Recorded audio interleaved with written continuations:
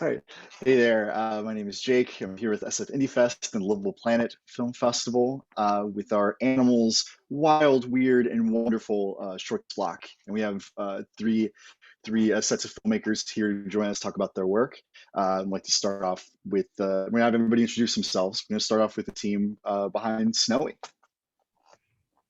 Hi, my name is Alex Wolf-Lewis. I am the co-director and the cinematographer of Snowy. I'm Caitlin Swaljay. I'm co-director and writer of Snowy. Awesome. And then Jill with Squirrel Wars. Well, my name is Jill Morley. I am the director and editor and producer of Squirrel Wars. Awesome. And then last and certainly not least. Hi, my name is Josue Garcia, and I'm the director of Sarna. Awesome. So again, thank you all for joining us. We'll start with you, Josue. So how did Sarna come about? Like, what was sort of like the inciting idea behind it? Well, it's a kind of biographical documentary. It's about the relationship I had with dogs when I was younger, and also that I used to live in a town that was overrun with stray dogs, and I always thought that was an interesting subject to touch upon. And originally, I wanted to make it like it was like a observational documentary, like like mostly like animal shots and everything. This was my film school thesis. So when I was having having feedback, someone told me like, I think that what you should do is to make it more personal, because I don't know, if you only have images of dogs, it's going to end up being like really monotone. So then was when I came with the idea of making it about my relationship with the dogs I had when I was younger. And I don't know, that's how the documentary turned out. Awesome. And then with Jill, just wanted to ask, how did I mean, obviously yours kind of just expands into this like, sort of deal. I just want to ask about the beginning of it. How did the idea come about? Well, Billy, who's the main character, was in my first feature documentary I made like 20 years ago. And I've kept up with her over the years, and she's, as you could tell, an eccentric New York character. And then she started telling me about how she's having this relationship with squirrels, and how she's they're coming to her apartment and she's training them. And then she told me about this huge blowout on Facebook. And I thought, oh my God, once she got to not to spoiler alert, but once she got to like fried squirrel parts, I'm like, this has to be a movie. Yeah, I mean, it goes in some crazy directions. So yeah, I just wanted to. I mean, I can't stop thinking about Snowy. What a lovable little guy. I just wanted to ask y'all, like, what kind of. I mean, obviously, like you tell because he's such a lovable dude, but like, what was the idea behind like, or we have to like talk about his life, like about how he's raised. Like, was there like a specific instance that kind of was like, we need to document this? Like, I'm just really curious at how all that started. Yeah, so basically everybody you see in the film is my family. That's my uncle, my aunt, my cousins. And so every year I would go down to Philly, at the time we were living in New York, and I'm just wondering how this little turtle is clinging to life, or like what I thought was a very sad, miserable life. No harsh feelings towards my uncle, but basically, the seed was planted, like this could be a film, because you're just wondering what it would be like to live in the basement for so long. And then Caitlin, more of a background in science journalism and writing, and I was like, oh, I think this could be a movie, and she's like, definitely. So we like charged ahead. And yeah, I think initially we just kind of, this is a thing we want to focus on and point the camera at, and then it became clear that we needed more. There's only so much filming you can do with a turtle. They're not very expressive creatures. So to kind of illuminate his inner world, I got in touch with this researcher, Dr. Anna Wilkinson in England, who studies cold-blooded cognition. Which is like the perfect, yeah. We couldn't have like written, we couldn't have written a better character. She was perfect. And yeah. She was like, yeah, feel free to interview me. And then I went out on the deck where Alex was, and I was like, "You want to go to England to talk with this turtle researcher?" And he was very in. So I think that started getting the ball rolling of, oh, this can be, you know, not more than a one-note film about a sad turtle. So that's cool. Were there any unexpected difficulties? I know there's that sequence at the vet with the prolapse and all that, which is the but were there any other expected difficulties during the shoot that you weren't anticipating? Were there any issues with the travel to England, or was there anything that you were surprised by? Yeah, I guess luckily we filmed everything like right before lockdown, so most of our like timing was really serendipitous. Serendipitous. I think the hardest thing for me was honestly just filming with my family. You know, my background's as a documentary cinematographer, and so I'm used to, I don't know, when I'm filming with strangers, I'm a little bolder for some reason, but when I'm filming with my family, I was like worried that something was going to get back to my grandma and I'd get in trouble somehow. I will say we went to England thinking, you know, we're just gonna train around. We brought all of our equipment, and it was kind of madness choosing to take the train from London to Lincoln. The doors are open for like 15 seconds for you to get off, and we're like chucking Pelican cases. Yeah, but everything worked out. Everything else was smooth. Yeah, right on. And Jill, same question for you. I mean, it seemed like there's just so much material from, you know, the escalation on that Facebook group, or just any of just like at least like personality. Was there anything that was, I guess, tough to leave out? Were there any difficulties that you didn't anticipate in your production? Well, I didn't anticipate the whole story. You know, I mean, the fact that the squirrel page turned into the Civil War, you know, is incredible. No, I mean, I had some like moral issues, I guess, like, do I use these people's pictures and video? I mean, I blurred out their faces, but I mean, for like, if you're going to put on Facebook that you're a militant socialist, like, I don't know. I mean, like, do I have a right to show it? You know, like, so I did have some questions like that. But other than that, I mean, we took screenshots of the squirrels with the flags as they were happening. So, you know, that was pretty much it. And then I had to direct, I live in LA and the story took place in New York. So I had to direct it via FaceTime, which, you know, wasn't easy. No. But I think the way that you like craft her telling her story, like there is a linearity to it. Like it does, like I could tell, like she just has so much she wants to share about how that all happened. Like that must be insanely difficult. And Josue, I wanted to ask you as well, like what were some, I mean, you had mentioned, you know, you had the original conception of it kind of being a little bit more prosaic and not really having the narration, so that kind of filtered into it. But were there other, I guess, I mean, you're shooting wild dogs, like were there any, were there any close calls? Were there any sort of difficulties you weren't expecting when you were documenting everything? I think the main difficulty we had was that since we were shooting stray dogs, sometimes they can get aggressive. So we all got our rabies vaccines before we went to shoot. And on the last day, I finished shooting everything, and I went to my home, and my dog started fighting, and my dog bit me, and I had to get stitches on the hand. And I was like, I didn't get hurt by any animal, but my dog was the one that bit me on the last day. Of course.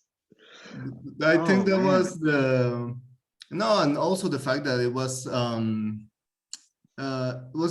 little bit emotionally difficult, because since I was sometimes many dogs are in a really malnourished state, and you know, since we were shooting a lot of dogs, it was difficult for me, since I wanted to like be able to rescue all of them, but this is something that I wasn't able to do because I didn't have like the infrastructure, or the animal associations. Normally they don't rescue animals, since they're more like they like castrate them and then they left them again in the street. So yeah, I think that was the most difficult part, the part that I was dealing with a lot of like hurt animals, and I wasn't able to do much more than just like film them.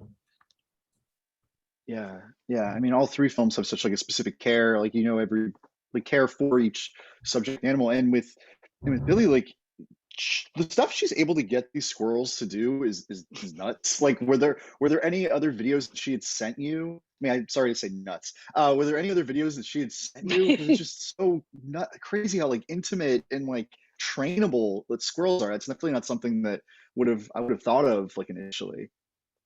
Well, Billy, I guess she has a lot of time on her hands, but I think she also really wanted this connection with, she lives alone and it was during the pandemic. I mean, actually, no, the squirrels happened before the pandemic, but just living alone in New York and just, I think it was this, the feeling you have, this bond you have with an animal, any animal. But the fact that they're squirrels and they're wild, and they're adorable. I think it took her a long time, as she said, but yeah, I don't know how I think it took a lot of time. Like I said, I wouldn't have had the time for that, but God bless her.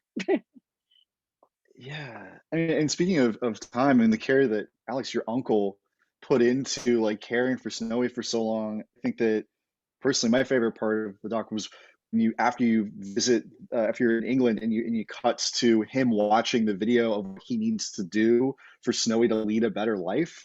Like I was curious, what was that like of like he had this intense connection to that turtle, like what was that shift like of just, oh, I can start doing these things and maybe it'll change his mood or maybe it'll make him happier. Like what was it like, documenting that? I think that my favorite part of the movie was actually seeing this real change in my uncle, because I don't know if you can tell, but a lot of what's happening in the film is driven by Caitlin and myself. We're kind of forcing my uncle through this uncomfortable journey of coming face to face with maybe not having taken the best care of this turtle. I think at one point we were looking for an animal sanctuary to try to force him to give it up. Yeah, so I think by the end, he really did have this full kind of transformation, and it's really well summarized by the line. He's like, I used to just go down there and go in the basement, but now it's like Snowy, wow. Yeah, we like to think that Snowy is kind of a parable for, if you look at a situation a little more closely than you otherwise would, and you kind of fall out of the habits you're used to, you might realize that kind of what you're providing for a fellow human or creature isn't quite enough. Yeah, and that actually, if you take the time, you can go deeper on almost anything. So we do like the fact that we're balancing this kind of on the surface very silly movie, but we hope that there's also like some deeper things that everybody can learn or take away from them, that you may not be feeding your turtle the best thing. Spiritual. Or your grandma or your neighbor. Or your grandma or your neighbor. Right. I mean, because we project, I mean, animals, they all have their own personalities. We project so much of our emotions onto them. I mean, and Jill, I mean, you see that like people are just projecting so much of their just like political psychosis onto just, pictures of squirrels. Like it's so wild, but like people, it's just such a nuts. I'm gonna keep saying nuts. I'm so sorry.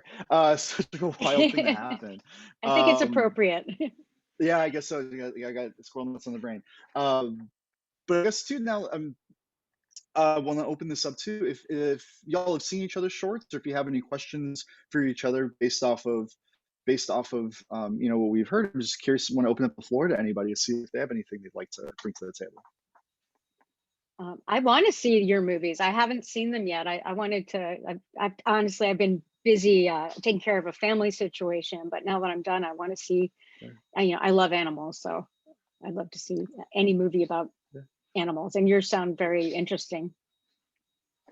Yeah, we haven't seen Squirrel Wars, but we love squirrels. But we did say Josue's film at a previous film festival, and so.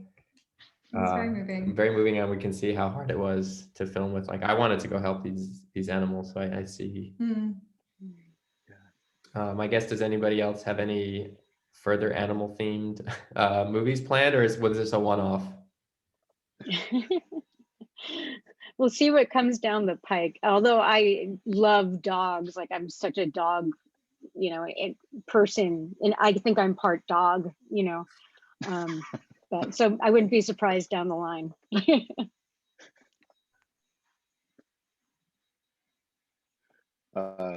Right on. Well, yeah. So do you have any other projects that you're thinking about at the moment? I know COVID's obviously put a big halt to everything, but just kind of curious, like if there's anything you have germinating. Yeah, I usually work more as a cinematographer. So next week I'm going to shoot a short film in an area that's called Quiché, which is about two indigenous girls that want to learn to sing, but they are like constrained by like the family and everything. Projects about animals, I don't know. I don't think I want to do another documentary like this one before. Like usually Right. my documentary work is sometimes a bit morbid, but I think I want to go focus on something more positive in a certain way. So yeah, I have that short fiction film that we're going to shoot next week, and a project of mine. I have a documentary that's about that paint that's over there. That's from a painter that was a friend of my family, which my family used to like have an art gallery. So we have like a lot of like paintings and murals and everything in our home. But that paint is special because the guy, he was going to die. I think he had like a terminal disease. And on his last days, the thing that he made was that he went to all his friends' house and he left paintings from everybody. So that's the painting that he left to my family. And what I want to do is a documentary that's like traces his last days and where are all those paints, because it's that series about like 12 paintings. So yeah, that's a project that I have. Wow. And I also saw Snowy at the Big Sky Documentary and Film Festival, and I really enjoyed it. I think it was my favorite of the ones that I saw. Like the prolapse scene was really, really something. Yes, it was. Well, Jill, I want to ask you too. I mean, what's Billy up to? How's she doing? I mean, I have some friends in New York too. This past year was pretty tough, like living alone and figuring stuff out. So, how's she doing? And also, like, what are you working on next? Well, I think Billy's hanging in there, I was just in New York, and it does seem like it's starting to get back to, I mean, granted, I went to Central Park on the weekend when the weather was nice, but it was great to see people out and, they're wearing their masks, but it was just very promising. I actually cried because I saw like crocuses coming up, and I'm like, it's going to get better. And as far as what I'm working on, I have a screenplay that I have a director attached to that we're working on getting that produced. And then I'm working on a documentary about a friend of mine who went missing in 1996. And, that's a dark one, and that's a rough one. And it's basically how the police didn't seem to want to look for her because not only was she a writer, but she was a stripper. So. Well, that's gonna be a tough territory to travel, but hopefully, you can bring some light to that. And then Alex and Caitlin, well, I mean, how's Snowy? How's your uncle? And also, just what are y'all working on next? I mean, after I know that Snowy's got a long life, but like, what's next for y'all? Yes, Snowy is thriving. Snowy loves his new mansion. My uncle, who at first would kind of every day we filmed in a nice way, was like, I don't understand why you made this film. It seems like it's going to be boring. Who's going to want to watch me or my turtle? Has done a full 180, and he's very proud of all of how far this little turtle film has gone. And then our next project, we're wanting to do a feature film about wastewater here in Maine. Kind of lots of great characters working in the field. We just secured access to this wastewater plant that's just down the block. And that's kind of the plan for the next few years going forward, is to make films as close as humanly possible to our house. Yeah. Smart ball. So what's so fascinating about wastewater is that it's sort of these kind of unsung heroes that are working in this critical kind of piece of infrastructure that nobody really talks about, but also given our history with Snowy, we like to mix comedy and humor. So plenty of poop jokes, but also learning something new about comedy and science. Yeah. So I think we found a good balance in Snowy as well. And we hope to keep that kind of tone and type of film going. Mhm. Awesome. I mean, yeah, I mean, I think this past year for a lot of people has really driven the idea of the not only just home, but like the sort of infinite possibilities of things that are right next to you, or thinking about different places you've been. And yeah, that really speaks to me too. Well, I think we've had a good conversation. So I want to thank you all so much for joining us. I want to thank the audience too, watching this program. We have plenty of other shorts blocks and conversations afterwards. So enjoy the festival, explore, and I want to thank all the filmmakers for joining us today. And hope you all have a great rest of your day. Thank you. Thanks so Thanks. much. Bye. Bye.